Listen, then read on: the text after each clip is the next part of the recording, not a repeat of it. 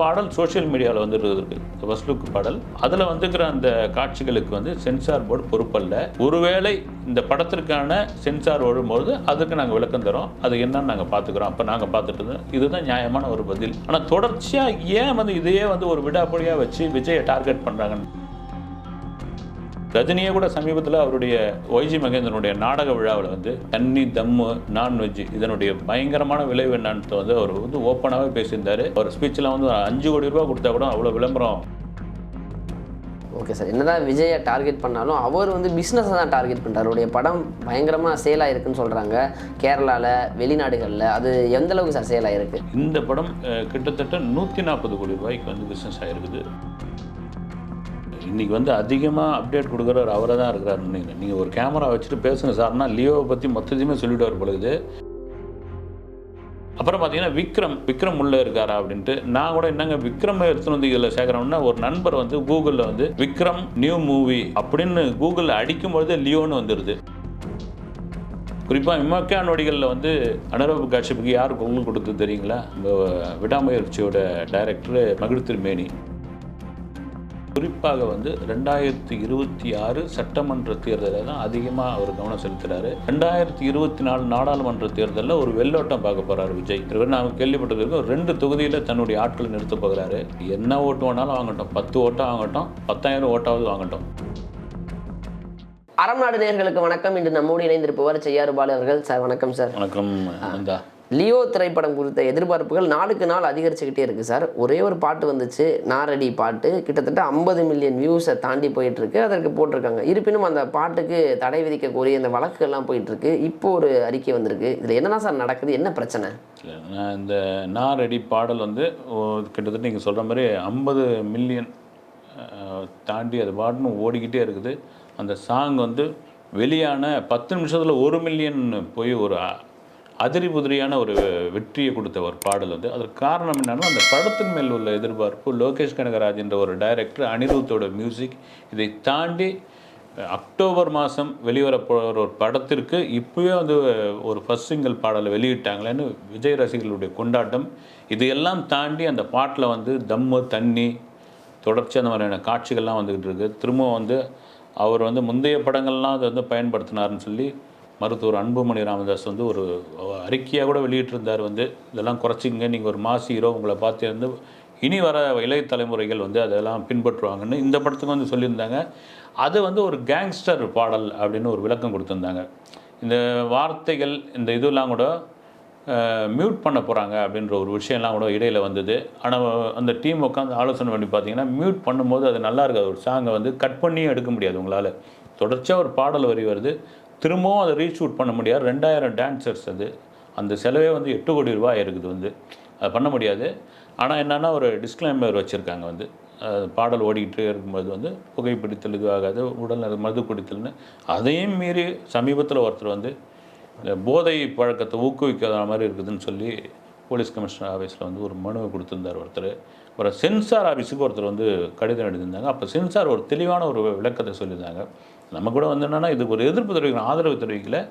Sensor வந்து நீங்கள் வந்து ஒரு படம் ரிலீஸ் ஆவதற்கு முன்னாடி தான் சென்சார் போட்டு பார்ப்பாங்க. அந்த படம் வந்து திரையரங்கில் வந்து திரையிடப்படும் பொழுது சென்சார் காப்பியோடு பண்ணணும். இதுதான் வந்து சென்சார் போர்டோடைய இது. வந்து நீங்கள் வந்து சமூக வலைதளத்தில் ஓடிடிக்கே சென்சார் கிடையாது தெரியுங்களா?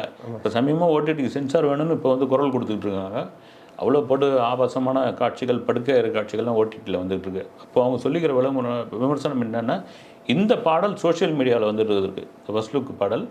அதில் வந்துக்கிற அந்த காட்சிகளுக்கு வந்து சென்சார் போர்டு பொறுப்பல்ல. ஒருவேளை இந்த படத்திற்கான சென்சார் வரும்போது அதுக்கு நாங்கள் விளக்கம் தரோம், அது என்னன்னு நாங்கள் பார்த்துக்குறோம், அப்போ நாங்கள் பார்த்துட்டு இதுதான் நியாயமான ஒரு பதில். ஆனால் தொடர்ச்சியாக ஏன் வந்து இதையே வந்து ஒரு விடாப்படியாக வச்சு விஜயை டார்கெட் பண்ணுறாங்கன்னு மட்டும்தான் எனக்கு தெரியவே இல்லை. வந்து அதுதான் எனக்கு புரியல. இப்போ திட்டமிட்டு விஜயை டார்கெட் பண்ணுறாங்க. இந்த நேரத்தில் வர அரசியலுக்கு வர காத்திருக்கார் இல்லையா சார்? அப்போ குறிப்பிட்டு தான் டார்கெட் பண்ணுறாங்க. ஆமாம், குறிப்பிட்டு தான் டார்கெட் பண்ணணும். தொடர்ச்சியாக வந்து அதுவும் இந்த முறை இந்த பாடலுக்கு பார்த்திங்கன்னா தொடர்ச்சியாக பெரிய அழுத்தம் கொடுத்துக்கிட்டே இருக்கிறாங்க. ஒருவேளை நாமளும் வந்து அதற்கு ஆதரவு தெரிவிக்கல வந்து நான் கூட வந்து அது ஒரு எதிரான ஒரு விஷயம்தான் வந்து 80 காலகட்டங்களில் ரஜினி வந்து சிகரெட்டு தூக்கி பிடிச்சது பீடி பிடிச்சது இதெல்லாம் பார்த்து அந்த காலகட்டங்களில் வந்து அது அப்போ என்னன்னு தெரியாது வந்து இந்த சிகரெட் இந்த புகையிலையுடைய தீமை வந்து அப்போ தெரியாத காலகட்டம். ஒரு 25 வருஷம் கழிச்சு தான் ஆஹா இது இவ்வளோ பெரிய விளைவுகள்லாம் ஏற்படுத்துமான்னு ரஜினியே கூட சமீபத்தில் அவருடைய சகல ஒய்ஜி மகேந்திரனுடைய நாடக விழாவில் வந்து தண்ணி தம்மு நான்வெஜ் இதனுடைய பயங்கரமான விளைவு என்னான்னு வந்து அவர் வந்து ஓப்பனாகவே பேசியிருந்தார். அவர் ஸ்பீச்செலாம் வந்து 5 கோடி ரூபா கொடுத்தா கூட அவ்வளோ விளம்பரம் அந்த அளவுக்கு விளம்பரத்தையும் தாண்டிய ஒரு ரீச்லாம் இருந்தது.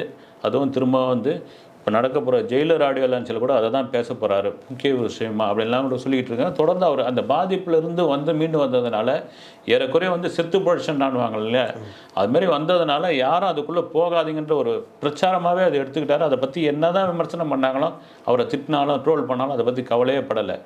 அதுதான் வந்து விஜய்க்கும் வந்து ஒரு முன்னுதாரணமாக வைக்கப்படுது. ஒருவேளை இந்த கதைக்கு தேவைப்படுது இந்த காட்சிக்கு தேவைப்படுது இது ஒரு கேங்ஸ்டர் கதை ஒரு கேங்ஸ்டரே சேர்ந்து பண்ணிக்கிட்டு இருக்காங்க. அந்த பாடலில் பார்த்திங்கன்னா மன்சூர் அலிகான் வந்து ஒரு பக்கெட்டில் இருந்து நான்வெஜ்ஜை போட்டு இது சால்னா ஊற்றி அடி அடி நடிக்கிறாரு. இதெல்லாம் வருது. இனி வர படங்களில் வந்து விஜய் இதை தவிர்ப்பாருன்னு நம்ம நினைப்போம். Okay sir. என்னதான் விஜயை டார்கெட் பண்ணாலும் அவர் வந்து பிஸ்னஸை தான் டார்கெட் பண்ணுறாரு. அவருடைய படம் பயங்கரமாக சேல் ஆகிருக்குன்னு சொல்கிறாங்க கேரளாவில் வெளிநாடுகளில். அது எந்த அளவுக்கு சார் சேல் ஆகிருக்கு? உண்மையாக வந்து ஓவர்சீஸில் வந்து இதுக்கு முன்னாடி வாரிசு படம் வந்து 30லேருந்து 35 கோடி ரூபாய் வரைக்கும் பிஸ்னஸ் ஆச்சு. இந்த படம் கிட்டத்தட்ட 140 கோடி ரூபாய்க்கு வந்து பிஸ்னஸ் ஆகிருக்குது. வேறு லெவலில் ஆகிருக்குது. அதுவும் முதல்ல வாங்கினது வந்து ஓவர்சீஸில் ஒருத்தராக வாங்கியிருக்காங்க. இப்போ 3 பேருக்கு பிரித்து கொடுத்துருக்காங்க. யூகே யூஎஸ்க்கு தனி அப்புறம் வந்து மலேசியா சிங்கப்பூருக்கு தனியாக வந்து 3 இதுவாக பிரித்து கொடுத்துருக்காங்க. இந்த பிஸ்னஸ் தான் வேறு லெவலில் இதாகிருது. பிகில் படத்துக்கு வந்து 95 கோடிக்கு வந்து வசூலை கொடுத்தது ஓவர்சீஸில். அதன் பிறகு வந்து வாரிசு கூட கொடுக்கல. அதை தாண்டிய ஒரு வசூல் வந்து இந்த படத்திற்கு ஓவர்சீஸில் இருக்குன்ட்டு பயங்கர நம்பிக்கை வாங்கினவங்களாம். அதில் தான் ஒரு கொண்டாட்டம். அதனால தான் அவங்க என்ன பண்ணுறாங்க ஒரு ஆடியோ லான்ச்சை இங்கே நடத்துங்க அப்படின்னு அவங்க தான் கேட்குறாங்க. திரும்பவும் விஜய் கூட அதை ஏறக்குறைய ஒத்துக்கிறாரு ஒத்துப்பார் அப்படின்னு ஒரு தகவல்லாம் வந்திருக்குது. ஒரு கண்ட்ரியில் லண்டன்லேயோ துபாயிலேயோ போய் பண்ணிவிடுவோம் நம்மன்னு. துபாயை தான் ஏற்கனவே துபாயோ ஷார்ஜாவோ ஒரு இதில் போயிட்டு ஒரு அதகலமான ஒரு இது பண்ணிட்டு வந்துடுவோம் அப்படின்னு. ஏன்னா வந்து இவ்வளோ அளவுக்கு போயிருக்கும் பொழுது ஒரு ஹீரோ அங்கே வந்தால் ஃபேமிலியோடு வந்து படம் பார்க்க வருவாங்க இல்லைங்களா. வாரிசோட வெற்றிக்கெல்லாம் அதான் காரணம் வந்து ஒரு ஃபேமிலி ஆடியன்ஸ் அப்ராடில் வந்ததுனால தான் இன்றைக்கி வந்து இந்த ஓவர்சீஸ் வந்து ஒரு பெரிய இது. அப்படியே நீங்கள் வந்தீங்கன்னா கேரளாவில் கோகுலம் ஃபிலிம்ஸு 16 கோடி ரூபாய்க்கு அதுவும் எம்ஜியில் வாங்கியிருக்காங்க மினிமம் கேரண்டியில் வாங்கும்பொழுது என்ன வருதுன்னா அந்த படத்தில் வர லாபத்தில் ஒரு பங்கு வந்து ப்ரொடியூசருக்கு கிடைக்கும் லலித்துக்கு கிடைக்கும். இதெல்லாம் ஒரு பெரிய விஷயம் வந்து அதான் நம்ம சொன்னது தான் வந்து ஆரம்பத்திலலாம் நான் சொல்லும்போது வந்து நீயா அடிச்சு விட்றியா 1000 கோடின்னு நிலைமையை பார்த்தா 1000 கோடிக்கு மேலே போகும் பொழுது இந்த படத்துக்கு டேபிள் ப்ராஃபிட்டே வந்து 450லேருந்து 500 கோடி ரூபாய் இப்போயே எடுத்துட்டாங்க. அதை தாண்டி இந்த பிஸ்னஸ்ஸு இன்னும் தமிழ்நாடு இருக்குது. தமிழ்நாடு ஒரு 100 கோடிக்கு போகணும்னு அதெல்லாம் இவ்வளோ சீக்கிரம் இது பண்ண மாட்டாங்க. படம் ஒரு வாரம் 10 நாள் இருக்கும்பொழுது இந்த பிஸ்னஸை பற்றி அவங்க அஃபிஷியலாகவே அறிவிப்பாங்க. ஏன்னா அதன் பிறகு வந்து ட்ரெய்லர் வெளியீட்டு விழா இருக்குது ஆடியோ லான்ச் இருக்குது. இப்போல்லாம் படத்தை கொண்டு போகணும். குறிப்பாக வந்து சமீப காலமாக தெலுங்கில் வந்து விஜய்க்கான ஒரு ஃபேன்ஸு அந்த ஃபேன்ஸ் எங்கேருந்து ஏற்பட்டது அப்படின்னா துப்பாக்கி படத்துலேருந்து ஏற்பட்டது. அதில் ஒரு சம்பவம் என்னன்னு பார்த்தீங்கன்னா வந்து துப்பாக்கி படத்தை ஆக்சுவலாக வந்து மகேஷ் பாபு தான் ரீமேக் ரைட்ஸ் வாங்கி வச்சுருந்தார். ரீமேக் ரைட்ஸ் வாங்கினோடனே இந்த டப்பிங்கை வந்து வாங்கி வெளியிடலான்னு அங்கே இருக்க தியேட்டர்காரங்களாம் ஒரு 100 பேர் வந்து மகேஷ் பாபுக்கு ஒரு கோரிக்கை வச்சாங்க. நாங்களாம் படம் பார்த்தோம் சார், இந்த படத்தை டப்பிங்காக வெளியிட்டால் நாங்கள் 4 காசு பார்ப்போம், உங்களுக்கு இல்லாத கதை இல்லைன்னு. அங்கே பாருங்கள் எவ்வளோ பெருந்தன்மையாக இருக்கிறாங்க. அதுக்கு என்ன ஓகே அப்படின்னு அந்த ரீமேக் ரைட்ஸை திருப்பி கொடுத்துட்டு அந்த படம் டப்பிங்காக ரிலீஸ் ஆகி கிட்டத்தட்ட வந்து 250 சென்டரில் சூப்பர் டூப்பர் ஹிட்டாக இதுவாகிருது. அதன் பிறகு தான் விஜய் படத்துக்கு அங்கே ஒரு பெரிய மாஸ் வந்துருக்குது. இல்லைனா இப்போ கூட சூர்யாவுக்கு வந்து ஒரு மாஸ் இருக்குது தெலுங்கில். அதை தாண்டி விஜய்க்கான மாஸ் வந்து அது ஒரு உற்சாகமாக ஆகிப்போச்சு. தெலுங்கு பிஸ்னஸ்ன்னு ஒன்று இருக்குது, அது எந்த அளவுக்கு போகணும்னு. இது வேறு கூட பேன் இண்டியா படமாக வந்துருச்சு. சஞ்சய் தத் உள்ளே இருக்கார், பாலிவுட்டில் ரிலீஸ் பண்ணுவாங்க. இதை தாண்டி இன்னொரு விஷயம் ஓடிட்டுருக்கு. இது எந்த அளவுக்கு உண்மைன்னு தெரியல. இந்த வந்து இங்கிலீஷில் டப் பண்ண போகிறாங்க அப்படின்னு. அது பெரிய வேலை. அப்போ வந்து உலகம் முழுக்க அப்படின்ற அளவுக்கு வந்துடுமா என்னன்னு தெரியல. வந்து இன்னைக்கு இவ்வளோ டாக் போயிட்டுருக்கு சார். லாஸ்ட்டு 10 நாள் ஷெட்யூல் காஷ்மீரில் ஷூட் பண்ண போயிருக்காங்கன்னு நினைக்கிறோம் சார். இதற்கு நடுவில் இந்த படத்துடைய கதை குறித்து டைரக்டர் மிஸ்கின் அவர்கள் அங்கங்கே சொல்ல ஆரம்பிச்சிட்டாரு. அந்த கிளைமேக்ஸ் காட்சிகள் குறித்து இந்த பாக்ஸ் எடுத்து அடிக்கிற சீன் அதெல்லாம் பார்த்தீங்களா? அதெல்லாம் பார்த்தா அவரு இன்றைக்கி வந்து அதிகமாக அப்டேட் கொடுக்குறவர் அவரை தான் இருக்கிறாருன்னு. நீங்கள் ஒரு கேமரா வச்சுட்டு பேசுங்க சார்னா லியோவை பற்றி மொத்தத்தையுமே சொல்லிவிடுவார் பொழுது. குறிப்பாக அது மாதிரி தான் சொன்னது. ஒரு ஃபைட்டில் வந்து விஜய் வந்து நானும் விஜய் மோதிக்கிற சண்டை வந்து ரத்த கலரையாக இருக்கும் அப்படின்ட்டாப்புல. அப்படி என்ன ஃபைட்டுன்னு தெரியல. அதே போல் வந்து முதல் நாள் வந்து நான் காஷ்மீரில் போய் விஜயை பார்க்க போகும்போது ஒரு பேக்கரி செட்டு மேலே ஏறி தான் போனேன் நான் அப்படின்னாப்புல வந்து. அப்புறம் செட்டு மேலே தான் ஏறி போனேன். அவங்க வந்து ஒரு சேராக போட்டிருந்தது. அந்த சேருக்கு அந்த பக்கம் இருந்தார். நான் வரேன் இருங்கண்ணா அப்படின்னாரு. நான் வருவேன்னு சொல்லி கொஞ்சம் கூட யோசிக்காமல் இந்த கல்யாண பந்திங்களில் போடுவாங்களே சேரு, அது மாதிரியான இதில் ஏறி கடகடன்னு போய் அப்படியே ஒரு குழந்தை மாதிரி அவரை கட்டி பிடிச்சிக்கிட்டேன் நான் அப்படின்னு அவர் சொன்னதுக்கு காரணம் என்னென்னா, இந்த யூத் படத்தில் இவர் அசிஸ்டன்ட் டைரக்டர் ஒர்க் பண்ணியிருந்தார். நான் அப்போ எப்படி பார்த்தேன்னா, அந்த விஜய் துளியாலும் மாறாத அதே விஜயை பார்த்துக்கிட்டு இருக்கேன்னு நீங்கள் சொன்ன மாதிரி ஒரு கிளைமேக்ஸ் ஃபைட்டில் வந்து ஒரு டப்பாவோ ஒரு டின்னையோ எடுத்து அடிக்கணும். அது அடிக்கிறதுக்கு நான் தயங்கினப்போ வந்து ஏன் தயங்குறீங்க அடிங்கண்ணா அப்படின்னு, இல்லை இது வந்து இன்ஜுரி ஆகும் அப்படின்னு. இல்லை நீங்கள் அடிங்க, நான் அதுக்காக தான் வெயிட் பண்ணிகிட்ருக்கேன் அப்படின்னா. அவன்லாம் ஒரு மகாநடிகன். இந்த உயரத்துக்கு நான்லாம் இருந்தேன்னா நான் ஏகப்பட்ட கண்டிஷன்லாம் போடுவேன். ஆனால் பார்த்தீங்கன்னா அப்படி ஒரு ஒரு அந்த ஒரு சாதாரண ஒரு நடிகராக இருக்கிறாப்புல அப்படின்னு சொல்லி மிஸ்கின் வந்து புகழ்ந்து தள்ளுறாரு. இன்னும் கொஞ்ச நேரம் அழுத்தம் கொடுத்தாங்கன்னா கதையை கூட சொல்லிடுவார் பொழுது. ஆனால் அங்கே லியோ தரப்புலேருந்து ஒரு வேண்டுகோளாகவே அவர்கிட்ட வச்சாங்களாம், எதுவும் அப்டேட்லாம் இப்போதைக்கு கொடுக்காதீங்க, எதுவும் இது பண்ணாதீங்கன்னு. அதனால தான் சமீபத்தில் மாவீரன் படத்தினுடைய ஆடியோ லான்ச்சில் வந்து லியோன்னு சிவகார்த்திகேயன் ரசிகர்கள் வந்து சிங்கம் நல்லா பத்திரமா தான் இருக்குது, நான் வந்துக்கிறது மாவீரன் ஆடியோ லான்ச்சுக்கு, அதை பற்றி பேசுவோன்னு ஆரம்பித்து வச்சார் வந்து மிஸ்கின். இப்போ அந்த பிஸ்னஸ் பற்றி சொன்னீங்க, மிஸ்கின் கதையெல்லாம் உளறிட்டு இருக்காருன்னு நம்ம கேட்டோம் சார். அப்படியே சைடில் பார்த்தா அந்த சஸ்பென்ஸான கேரக்டர் லோகேஷ் வச்சுருப்பார் இல்லையா, அந்த கேரக்டர் யாரெல்லாம்னா மொட்டை அடிச்சுட்டு வந்த தனுஷை சொல்கிறாங்க. அடுத்து கூகுளில் போயிட்டு ஆக்டர் விக்ரமோட நெக்ஸ்ட் மூவின்னு போட்டு பார்த்தா லியோன்னு வருது அப்படின்னு அதை சொல்கிறாங்க. ராம் சரண் நடிக்கிறதுக்கான வாய்ப்புகள் இல்லை, பட் அதுவும் புகஞ்சிக்கிட்டு இருக்கு. முதல்ல மாதிரி ஒரு கேமியோ ரோல் ஏதாவது இருக்க வாய்ப்பு இருக்கா சார்? இல்லை, ராம் சரண் நடிக்க வராருன்னு அப்படி என்ன வருதுன்னா, முதல்ல ஒரு வீடியோ வந்து தெரியுங்களா, ஒரு அனௌன்ஸ்மெண்ட் வீடியோ. அதில் வந்து டிஎஸ்ன்னு ஒரு காரோடைய இது வர ஆரம்பிச்சு தெலுங்கானா வந்து உள்ள ராம் சரண் வரேன். ஏன்னா வந்து லோகேஷ் அடுத்த படமாக இல்லை அது அடுத்த படமாக ராம் சரணை வச்சு பண்ணுறதா, ஏன்னா சிரஞ்சீவி கேட்டுக்கிறதுனால ஒரு ஐடியா இருக்கிறதுனால இப்படி ஒரு விஷயம் வந்தது. வந்து திடீர்னு பார்த்தீங்கன்னா வந்து வேறு என்ன சொன்னீங்க மறந்துட்டேன். விக்ரம் வந்து ஓகே. அப்புறம் திடீர்னு பார்த்தீங்கன்னா நானே கூட வந்து சில மாதங்கள்லாம் ஒரு 2-3 மாதம் முன்னாடி வந்து தனுஷ் இதில் ஒரு கேமியோ ரோல் பண்ணுறாரு அப்படின்ற ஒரு விஷயத்தில் வந்து கீழெல்லாம் வந்து என்னெல்லாம் திட்டிகிட்டு இருந்தாங்க. இது கூட இன்னும் ஒரு சஸ்பென்ஸாகவே இருக்குது. நமக்கு நம்பகமான ஒரு இடத்துலேருந்து வந்த செய்தி தான் அது. வந்து என்னென்னா வந்து பிரசாத் ஸ்டுடியோவில் லியோ சம்மந்தப்பட்ட காட்சிகள் எடுக்கும்பொழுது தனுஷை ஒரு 2-3 தடவை அந்த செட்டுக்குள்ளே பார்த்துருக்காங்க. அவர் பக்கத்தில் அவருடைய கேப்டன் மில்லர் படப்பிடிப்பு ஏதாவது நடந்ததான்னு நான் கேட்டேன். இல்லைங்க, நிறைய சரி ஏதாவது விளம்பர படத்தில் நடிக்க வந்தார்னா அது கூட கிடையாது. யாராவது ஃபோட்டோ ஷூட் எடுக்க வந்தாங்கன்னா அதெல்லாம் கூட கிடையாதுன்னு. இன்னொரு ஹீரோவுடைய மாஸ் ஹீரோவுடைய படம் நடந்துகிட்டு இருக்கும்போது இவரும் வந்து ஒரு பெரிய ஹீரோ தான் வந்திருக்காருனா ஏன் அப்படின்னு ஒருவேளை விஜய் சந்தித்து பேசினாரா, இல்லை இது வந்து படத்துக்குள்ளே சஸ்பென்ஸாக இருக்கிறாரா, இல்லை இதன் பிறகு அவருடைய காட்சி எடுக்க போதான்ட்டு வந்து ஒரு பெரிய மர்மமாக இருக்குது. திடீர்னு பார்த்தீங்கன்னா லியோ பார்ட் 2ல் வந்து தனுஷ் இருக்காருன்னு இப்போ திடீர்னு ஒரு கதையை எடுத்து விட்றாங்க.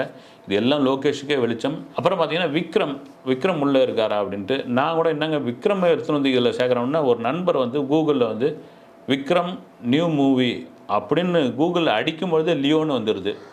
அது நம்ம பசங்க தான் எடிட் பண்ணி தான் வேலை பார்த்துருப்பாங்களா சார்? இருக்கும். இப்போ தான் தெரியுது, எல்லா டெக்னாலஜியும் வந்துடுச்சு இல்லைங்களா. அதனால் வந்து மேபி திடீர்னு விக்ரம் இருந்தாலும் இருக்கலாம், சொல்ல முடியாது. ஏன்னா ரோலக்ஸ் கேரக்டருக்கு அவர் விக்ரம் தான் கேட்டிருந்தார் ஆரம்பத்தில் லோகேஷ். அவர் ஆரம்பத்தில் அந்த கேரக்டர் ரொம்ப அசால்ட்டாக நினச்சிட்டு இதில் விருப்பம் இல்லை பிரதர், வேறு ஏதாவது இருந்தால் கொடுங்க அப்படின்னு சொல்லி மறுத்துட்டு அதன் பிறகு ரோலக்ஸ் கேரக்டருக்கு வந்து இன்றைக்கி சூர்யா எங்கே போனால் ரோலக்ஸ்ன்னு சொல்லி கூப்பிட்ற அளவுக்கு அந்த கேரக்டர் பலமாக நின்ன பிறகு அதை விக்ரமே ஃபீல் பண்ணாராம், நான் கொஞ்சம் ஜஸ்ட்டு மிஸ் பண்ணிட்டேன் என்னுடைய கணிப்பில் இருந்து அப்படின்னு. ஒருவேளை லியோக்குள்ளே இருந்தாலும் இருக்கலாம் அப்படின்ற ஒரு விஷயம் தான். ஏன்னா வந்து அவ்வளோ ஆர்டிஸ்ட் ஒரு பக்கம் பார்த்திங்கன்னா அனுராக் வர்ஷிப் வந்து உள்ளே வந்திருக்காங்க. மிகச்சிறந்த இயக்குனர் வந்து அவருக்கு எப்போவுமே தமிழ் சினிமா மேலே ஒரு பாசம் உண்டு. இமைக்கா நொடிகளில் வில்லனாக வந்து அதன் பிறகு ஒரு டஜன் படம் நடிப்பார்னு பார்த்தா அப்புறம் ஒரு படம் நடிக்கலை.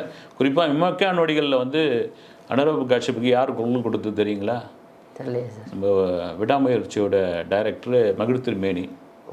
ஆமாம், அந்த குரல் அந்தளவுக்கு வலிமையாக இருக்கும். அந்த உருவத்துக்கு அந்த குரலுக்கு அவ்வளோ மேட்சாக இருந்திருக்கும் அப்படின்ட்டு திடீர்னு அவரும் உள்ளே வந்திருக்காரு. இவங்களுக்கான ஸ்க்ரீன் ஸ்பேஸை எப்படி லோகேஷ் கொடுக்க போகிறாரு, இது தவிர விஜய் தான் மெயினானால அவருக்கு எவ்வளோ இடம் இருக்க போகுது, இதெல்லாம் வந்து பெரிய வந்து என்ன சொல்கிறது புரியாத புதிராகவே இருக்குது. அக்டோபர் 19ஆம் தேதி தான் இதுக்கான விடை தெரியும் நமக்கு. Okay sir. விஜய் சார் குறித்தும் லியோ குறித்தும் இவ்வளோ ஹைப் இருக்குது. ஆனால் தளபதி 68 அப்படியே கொஞ்சம் அமைதியாயிருச்சு. அது இல்லாமல் விஜய் அவர்கள் ஒரு 2 ஆண்டு 3 ஆண்டு இடைவெளி எடுக்க போகிறார் அப்படிங்கிற ஒரு செய்தியுமே வந்தது. இப்போ கடைசியாக அது ஒரு 3-4 நாட்களாக அமைதியாயிருச்சு சார். அது குறித்து ஏதாவது லேட்டஸ்ட் அப்டேட் ஏதாவது இருக்கா? இல்லை அது வந்து ஒரு நாம கூட விஜய் தரப்பில் முதல்ல ஏதோ மறுப்பு தெரிவித்தாங்கன்னு இருக்குன்னு அஃபிஷியலாக மறுப்பு வந்த மாதிரி தெரியல. அவர் வந்து ஒரு அரசியலுக்குள் ஒரு தீவிர அரசியலுக்குள்ளே இறங்கிறதுக்கு முடிவு பண்ணிட்டார் விஜய். அதுக்கு தான் ஒவ்வொரு ஸ்டெப்பாக போக ஆரம்பிச்சிட்டாரு. ஆற்றுல ஒரு கால் சேத்துல ஒரு கால் வேணாம், ஒரு படம் ஒரு பக்கம் இது ஒரு பக்கம் வேணாம்னால அவர் ஒரு சின்ன பிரேக் விட்டுட்டு அரசியல் களத்துக்குள்ளே குறிப்பாக வந்து 2026 சட்டமன்ற தேர்தலில் தான் அதிகமாக அவர் கவனம் செலுத்துகிறாரு. 2024 நாடாளுமன்ற தேர்தலில் ஒரு வெள்ளோட்டம் பார்க்க போகிறார் விஜய். இதுவரை நாம் கேள்விப்பட்டது 2 தொகுதியில் தன்னுடைய ஆட்களை நிறுத்த போகிறாரு. என்ன ஓட்டு வேணாலும் வாங்கட்டும், 10 ஓட்டாக வாங்கட்டும், 10,000 ஓட்டாவது வாங்கட்டும், என்னன்னு தெரிஞ்சு போயிடல பார்ப்போம் அப்படின்னு. ஆனால் அவருடைய இதுவெல்லாம் பார்த்திங்கன்னா 2026 அதற்காக ஒரு பிரேக் விட்டுறதுக்கான வாய்ப்பு நிறைய இருக்குது. ஏன்னா தளபதி 68 பார்த்தீங்கன்னா ஒரு அரசியல் கதைக்களம் கொண்ட ஒரு கதையாகத்தான் முடிவு பண்ணியிருக்காங்களாம். ஒரு முதல்வன் மாதிரி ஒரு படமாக இருக்கும்னு சொல்கிறாங்க. ஏன்னா வெங்கட் பிரபுவோடைய அந்த மாநாடு வெற்றி, அதனால தான் அந்த டீமே பார்த்திங்கன்னா அவ்வளோ கட்டுக்கோப்பாக அந்த கதையெல்லாம் ரெடி பண்ணிக்கிட்டு இருக்காங்கன்னு ஒரு தகவல் வந்தது. இதெல்லாம் தான் காரணமாக இருக்கும். மேபி ஒரு பிரேக் விட்டாலும் விடலாம். Okay sir. இவ்வளோ நேரம் இவ்வளோ விஷயங்களை பகிர்ந்துக்கிட்டதுக்கு ரொம்பவே நன்றிகள் சார். வணக்கம்.